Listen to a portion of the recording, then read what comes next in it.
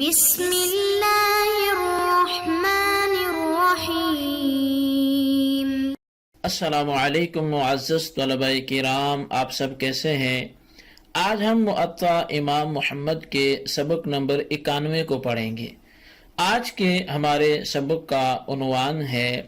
ناپاک جگہ سے گزرتے ہوئے عورت کے دامن پر گندگی لگ جانا۔ آج کے سبق میں ہم مرد ہو یا عورت ہو، اگر اس کے دامن پر کہیں گندگی لگ جائے اور پھر زمین پر رگڑنے سے وہ پاک ہوگا یا نہیں ہوگا، تو اس حوالے سے ہماری گفتگو ہوگی۔ تو آئیے پہلے حدیث پاک پڑھتے ہیں، پھر امام محمد کی زبانی جو حناف کا نظریہ ہے وہ بھی سمجھتے ہیں، اور پھر جو اس پہ کلام ہوگا وہ بھی کریں گے۔ تو امام محمد رحمۃ اللہ علیہ بیان کرتے ہیں کہ برال باب کا جو نام ہے باب الرجل یجر ثوبہ والمرأة تجر ذیلہا فیعلق بہ قذر وما کرہ من ذالک، کہ یہ باب اس شخص کے بارے میں کہ جو اپنے کپڑے کو گھسیٹ رہا ہے اور عورت جو اپنے دامن کو گھسیٹ رہی ہے، پھر ان پر ناپاکی آ جاتی ہے، اور جو اس میں کراہت کا بیان ہوگا وہ سارا اس باب میں ہوگا۔ اخبرنا مالک اخبرنی محمد بن عمارة بن عامر بن عمرو بن حزم عن محمد بن ابراہیم بن الحارث التیمی عن ام ولد لابراہیم بن عبد الرحمن بن عوف انها سألت ام سلمة زوج النبي صلی اللہ علیہ وسلم فقالت انی امرأة اطیل ذیلی وامشی فی المکان القذر، فقالت ام سلمة قال رسول اللہ صلی اللہ علیہ وسلم یطہرہ ما بعدہ۔ اب یطہرہ ما بعدہ، امام محمد رحمۃ اللہ تعالی علیہ بیان کرتے ہیں کہ امام مالک نے ہمیں خبر دی کہ مجھے محمد بن عمارہ بن عامر بن عمر بن حزم نے محمد بن ابراہیم بن حارث تیمی سے روایت کی، اور انہوں نے ابراہیم بن عبد الرحمن بن عوف کی ام ولد کے حوالے سے کہا کہ اس نے بتایا کہ حضرت ام سلمہ رضی اللہ تعالیٰ عنہ جو ام المؤمنین ہیں، زوجہ نبی علیہ السلام ہیں، کہ ان سے پوچھا کہ میں لمبے دامن والا کپڑا پہنتی ہوں اور گندگی والی جگہ پر سے میرا گزر ہوتا ہے، تو اس میں کیا میرا دامن جو ہے کپڑے کا وہ ناپاک ہو جاتا ہے؟ تو ام المؤمنین سیدہ ام سلمہ رضی اللہ تعالیٰ عنہ نے فرمایا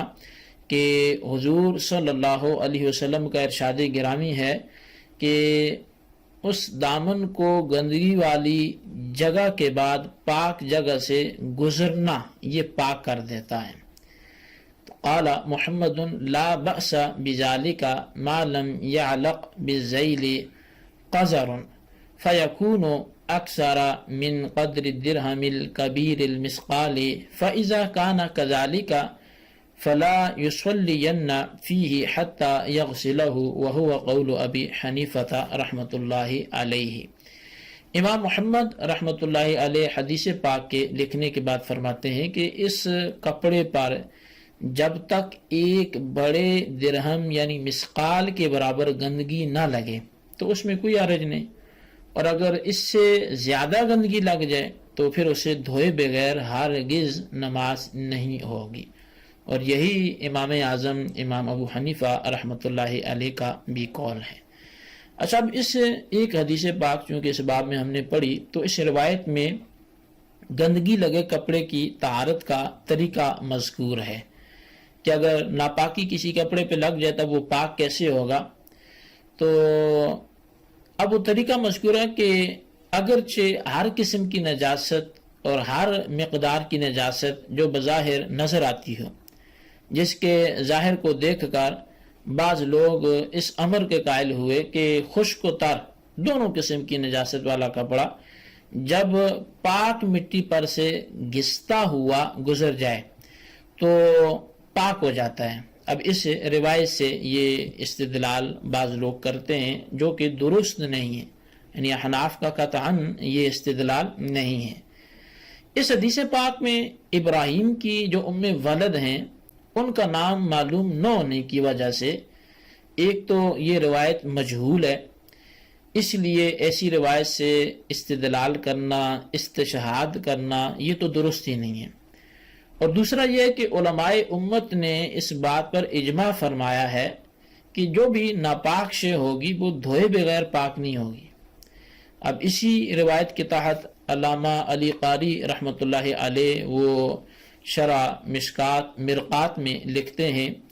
کہ گندگی والی چیز کے بعد پاک جگہ وہ گندے دامن کو پاک کر دیتی ہے، جبکہ دامن پر لگی خشک نجاست ہو۔ یوں ہی ہمارے بعض علماء کرام نے فرمایا، یہ بھی علامہ علی قاری لکھ رہے ہیں کہ ہمارے بعض علماء کرام نے فرمایا، اور یہ تعویل حدیث پاک کی صحت کے پیش نظر تمام علماء کے نزدیک متفق علیہ ہے، کیونکہ اس بات پر سب کا اجماع ہے کہ کپڑے پر جب نجاست لگ جائے تو دھوئے بغیر وہ کپڑا پاک نہیں ہوگا۔ تو اب اس سے بھی معلوم ہوا کہ اول تو حدیث ہی صحیح نہیں ہے، اور اگر اس کی صحت تسلیم کر بھی لی جائے تو جو نجاست ہے اس سے مراد وہ عمومی نجاست نہیں ہے کہ جس طرح کی بھی ہو، خشک و تر ہو، بلکہ وہ نجاست جو اس حدیث میں مراد ہے وہ خشک نجاست مراد ہے۔ ایسی نجاست چند قدم چلنے سے خود بخود اتر جائے گی، کیونکہ خشک تھی اور نیچے کپڑا بھی گھسیٹا جا رہا ہے زمین پر سے، تو چند قدم جیسے چلے گا وہ نجاست خود بخود اتر جائے گی۔ اس لیے امام محمد رحمۃ اللہ علیہ نے خشک و تر کی جانب بیان جو ہے وہ فرما دی، اور درہم کی مقدار کا اگرچہ اس حدیث میں تو ذکر نہیں ہے، اسی کے پیش نظر اس حدیث کے تحت بعض لوگوں نے وہ یہ بھی کہا جی کہ یہاں درہم کو مقرر کرنا وہ بغیر کسی دلیل کے ہے۔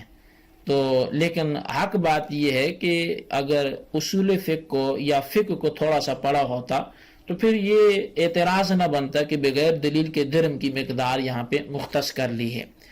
اس کی وجہ یہ ہے کہ امام اعظم امام ابو حنیفہ رحمۃ اللہ تعالی علیہ کا استنباط جس حدیث سے ہے، آپ پہلے ذرا اسے ملاحظہ فرمائیں۔ وہ دارقطنی کی روایت حضرت ام المؤمنین سیدہ عائشہ صدیقہ رضی اللہ تعالیٰ عنہ سے ہے کہ نبی علیہ الصلوۃ والسلام نے فرمایا، جب تم میں سے کوئی قضائے حاجت کو جائے تو 3 پتھروں سے صفائی کر لیا کرے، یہ اس کے لیے کافی ہے۔ اب اس حدیث پاک کو امام ابو داود نے، نسائی نے، امام احمد نے اور دارقطنی نے روایت کی اور کہا کہ اس کی سند جو ہے وہ صحیح ہے اور حسن ہے۔ اب 3 ڈھیلوں کے ساتھ مخرج نجاست کو صاف کرنا یہ کافی ہے، یعنی اس کے بعد پانی سے استنجا کرنا وہ ضروری تو نہیں رہتا، صرف بہتر یہ ہے کہ پھر پانی کا گرکی استعمال کرے۔ اس پر تمام مجتہدین کا اتفاق ہے۔ اب ڈھیلا استعمال وہاں ہوگا جہاں ڈھیلے سے دور ہونے والی نجاست ہوگی، جس سے صاف ظاہر ہے کہ ڈھیلے تر نجاست کی وجہ سے استعمال کرنے کو کہا گیا ہے۔ یہ 3 پتھر یا ڈھیلے کیا کام کریں گے؟ تو اس کی وجہ پہلے سمجھیں۔ اس کی وجہ یہ ہے کہ 3 ڈھیلوں کے ذریعے مخرج نجاست جو ہے اس کو صاف کرنے سے نجاست کا اثر جو ہے وہ بالکل زائل نہیں ہوتا، بلکہ نجاست کی مقدار میں کمی آ جاتی ہے، اور نجاست لگا جو مخرج ہے وہ خشک ہو جاتا ہے۔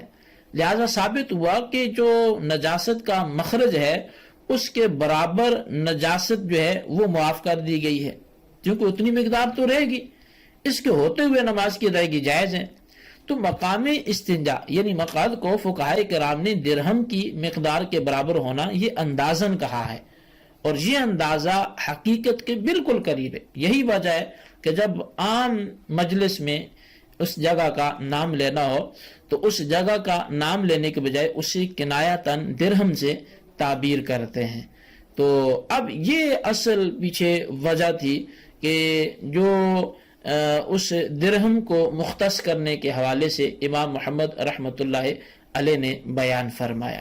تو اس حوالے سے کئی کتب فقہ میں آپ دیکھیں تو آپ کو ملیں گے کہ اس مقام کو درہم سے تعبیر کیا گیا ہے۔ تو اب یہ لفظ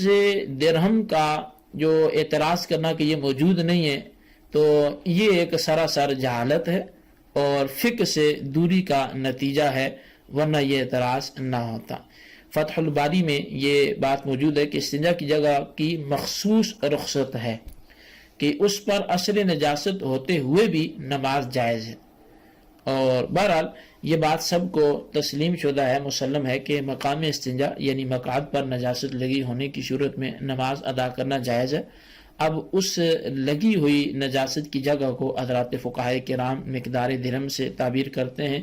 اس تعبیر کے بعد یوں کہا جاتا ہے کہ مقدار درہم جو نجاست ہے اس کے ہوتے ہوئے بھی نماز ادا کرنا جائز ہے۔ تو بہرحال درہم کے بارے میں فقہائے کرام نے جو فرمایا، اگر اتنی نجاست ہے تو نماز درست ہے، اور اگر مقدار درہم سے زائد ہو تو پھر اس کا دور کرنا لازم ہے۔ اور اس کے حوالے سے بھی کتب فقہ میں بالخصوص فتاوی شامی میں یہ موجود ہے کہ وہاں یہ لکھا کہ مجتبہ میں ہے کہ جب پتھروں سے استنجا کیا گیا پانی کے ساتھ دھونا واجب نہیں ہے، ہاں اس وقت جب کہ گندگی نفس مخرج اور اس کے ارد گرد اس قدر پھیلی ہوئی ہو کہ وہ مقدار درہم سے زیادہ ہو جائے تو دھونا واجب ہوگا۔ یہ اس بات کی دلیل ہے کہ وہ گندگی جو نفس مخرج پر ہوتی ہے وہ پھیلی ہوئی نہ ہو، وہ ساقط الاعتبار ہے، اور اس سے بھی یہ معلوم ہوا کہ نفس مخرج پر لگی گندگی کو پانی سے دھونا اس وقت ترک کیا جائے گا، یا اس وقت یہ مکروہ نہ ہوگا جب اس جگہ کو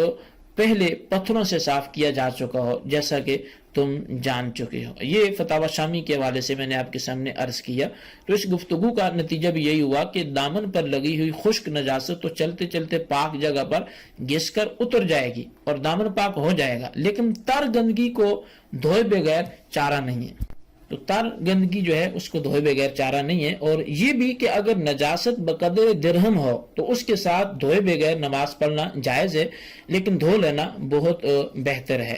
پخانہ کرنے کے بعد 3 ڈھیلے استعمال کرنے چاہیے جو نجاست کو کم کر دیں گے، اور بقیہ لگی ہوئی نجاست کو اگر پانی سے نہ دھویا گیا تو وضو کر کے نماز پڑھنی جائز ہے۔ اسی کو مقدار درہم سے تعبیر کیا گیا ہے۔ تو بہرحال احناف کا جو مذہب ہے وہ بالکل روز روشن کی طرح واضح ہے۔ امام محمد نے جو بات کی وہ بھی بغیر کسی شک و شبہ کے ہے کہ درہم جو ہے وہ ہر جگہ وہ مستثنی ہی ہوتا ہے۔ اگر احادیث کو مطالعہ میں رکھا ہو تو پھر یہ اعتراض پیدا نہیں ہوتا۔ اللہ تبارک و تعالیٰ سے دعا کرتے ہیں جو ہم نے سنا اسے یاد رکھنے کی توفیق نصیب فرمائے۔ آمین بجاہ نبی الامین صلی اللہ علیہ وسلم۔